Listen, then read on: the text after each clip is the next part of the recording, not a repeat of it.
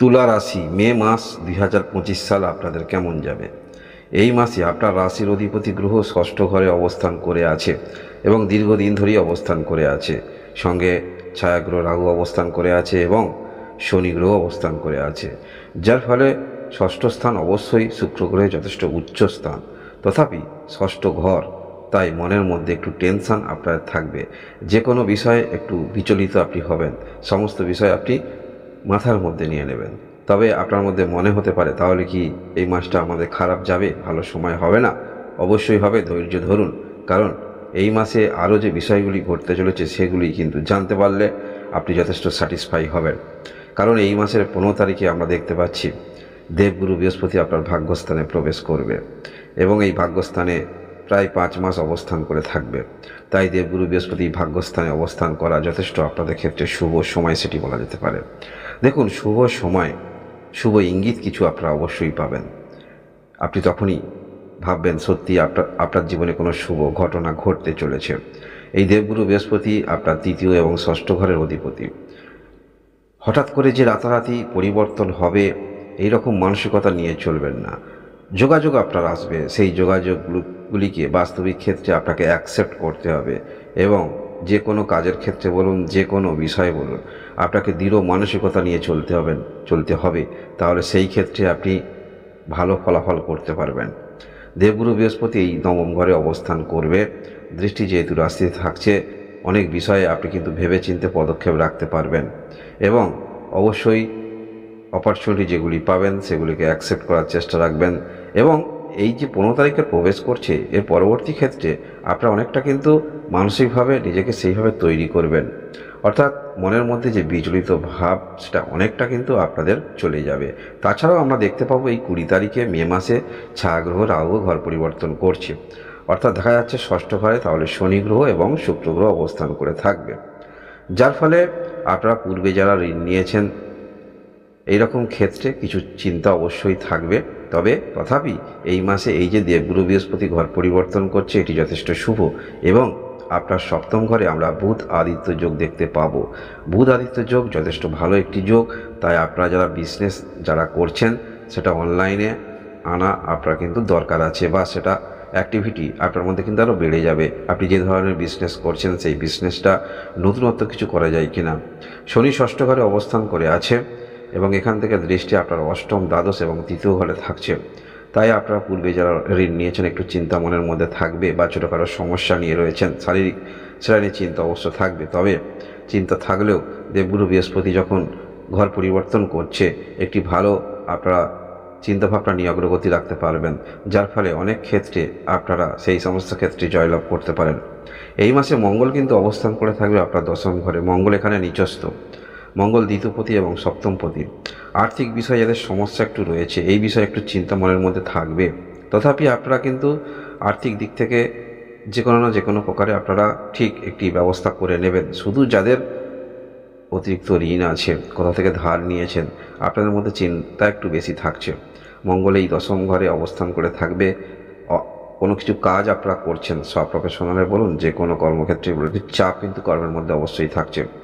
পারিবারিক ক্ষেত্রে যে কোনো রকম সিদ্ধান্ত, সেই সিদ্ধান্ত আপনাকে যেগুলি আপনি নেবেন, গুরুত্বপূর্ণ সিদ্ধান্ত 15 তারিখের আগে নিয়ে নিতে পারেন। এর পরবর্তী ক্ষেত্রে যেহেতু ভাগ্যস্থানে বৃহস্পতিগুলো অবস্থান করবে, যার ফলে এর পরবর্তী ক্ষেত্রে গুরুত্বপূর্ণ ডিসিশন সেটাও আপনারা নিতে পারেন।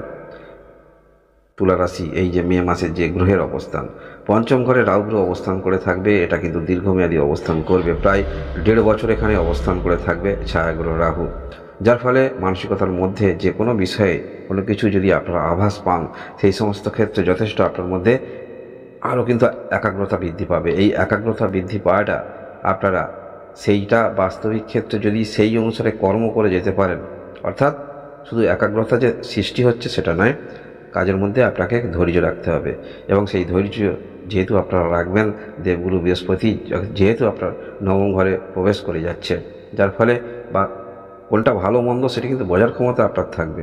অতএব বলা যেতে পারে আপনারা ছোট বড় যাই কর্মের মধ্যে রয়েছেন, সেখানে অবশ্যই কিছু করতে চলেছেন এবং আপনারা এই 20 তারিখের পর থেকে যে কাজগুলো পূর্বে হচ্ছিল না, সেই কাজ অবশ্যই চেষ্টা রাখবেন, সেই কাজ অবশ্য হয়ে যাবে। সেটা হতে পারে আপনাদের বিবাহিত জীবনে কোনো রকম সমস্যা আপনারা মীমাংসা করতে চাইছেন, সেরকম মীমাংসা আপনাদের হয়ে যাবে। কোনো কিছু চেষ্টা রাখছেন বারংবার, সেখানে আপনি আবেদন করছেন, অ্যাপ্লিকেশন করছেন, কোনো কিছু ভুল হচ্ছে একটি যে কোনো বিষয়, সেখানে সমাধান আপনাদের হবে। অর্থাৎ দীর্ঘমেয়াদী বারংবার যে কাজগুলো করে করে আপনি ব্যর্থতা নিয়ে চলছিলেন, সেই কাজের একটি সমাধান আপনাদের আসছে এই মে মাসে।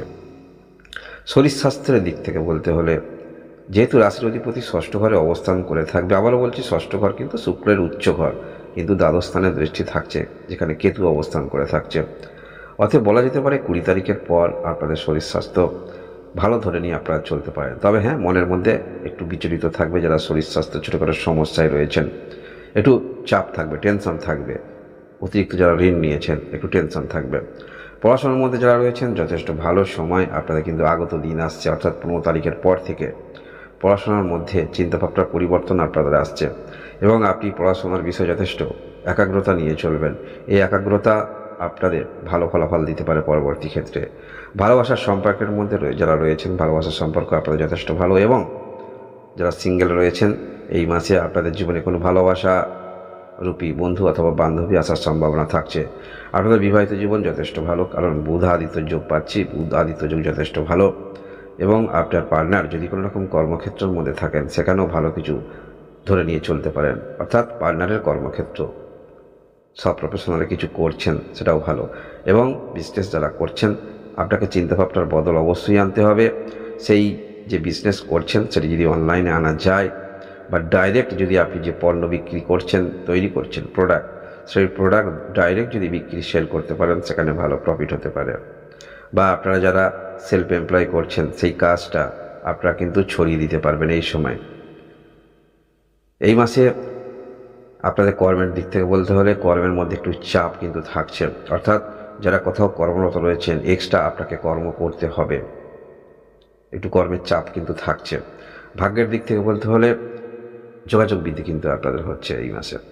আপনারা এই মাসে যে কোনো ক্ষেত্রে প্যানিক সৃষ্টি মনের মধ্যে আনবেন না। যে কোনো বিষয়ে বারংবার একটি জিনিস দেখা শোনা, এই বিষয়টা এমন হতে পারে, এরকম মনের মধ্যে ধারণা নিয়ে কিছুটা প্যানিক কিন্তু আপনাদের হতে পারে, যেহেতু এই যে ষষ্ঠ ঘরে 3টি গ্রহের সমন্বয় থাকছে। 20 তারিখের পর থেকে এরকম মনের মধ্যে টেনশন অনেকটা চলে যাবে। আকস্মিক যদি আপনাদের কিছু প্রাপ্তি যোগ থাকে এই মাসে, আপনাদের 15 তারিখের আগে কিছু প্রাপ্তিযোগ অবশ্যই থাকছে। আকস্মিক প্রাপ্তি, সেটা সম্পত্তিগত কোনো রকম মীমাংসা, সেখান থেকে বিক্রি করে আর্থিক কিছু লাভবান হতে পারেন, বা লটারিতে যারা ইন্টারেস্ট রাখেন এরকম ক্ষেত্রে কিছু লাভবান হতে পারেন। পূর্বে কাউকে অর্থ দিয়েছিলেন, সেই অর্থ নিজের অর্থ, সেটি আপনি ফেরত পেতে পারেন।